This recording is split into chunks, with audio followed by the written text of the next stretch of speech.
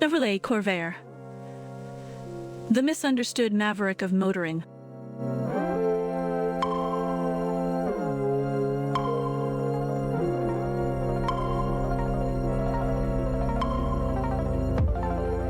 Hello and welcome to AutoIcons.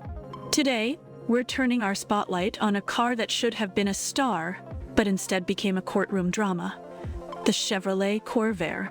This isn't just a car. It's an infamous piece of automotive history, a tale of innovation, litigation, and, unfortunately, tire-screeching terror. Let's set the scene.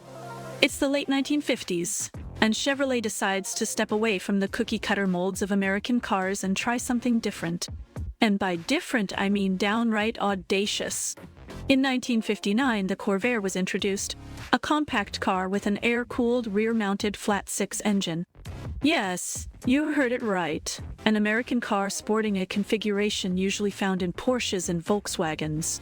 It was a revolutionary idea and a bold leap for Chevrolet. Under the bonnet, or rather at the back, was the aforementioned flat-six engine, ranging from 2.3 to 2.7 liters over its production run. The early models had a modest 80 bhp, which isn't exactly going to set your hair on fire. But as the years went on, Chevrolet upped the ante, with the turbocharged versions eventually pumping out up to 180 bhp.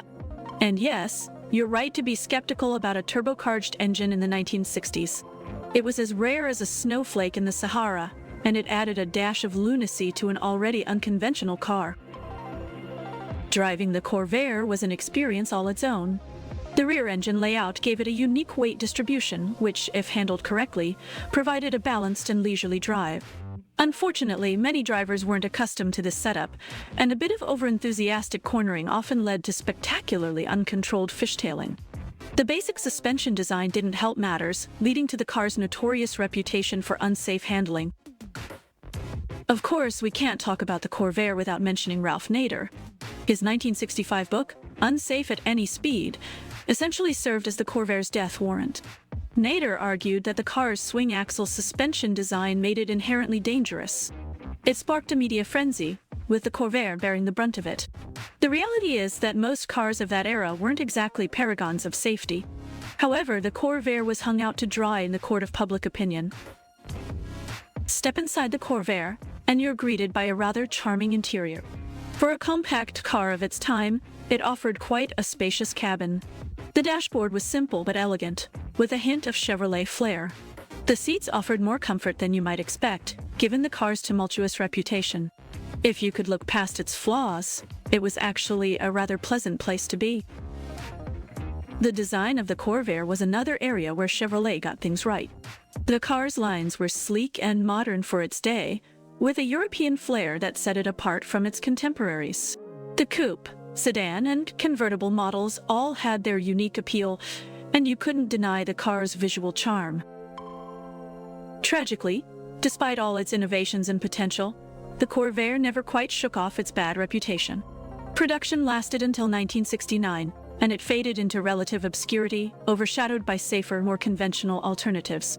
Yet, enthusiasts still celebrate the Corvair for what it tried to be, a bold experiment in American automotive design and engineering.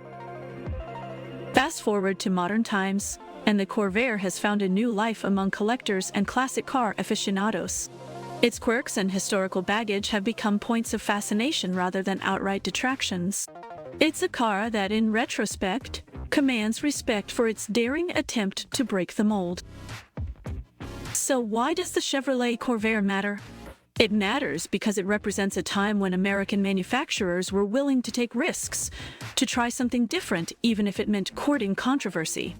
It's a reminder that innovation often comes with a steep learning curve, and that sometimes the most misunderstood cars are the ones that ultimately become legends.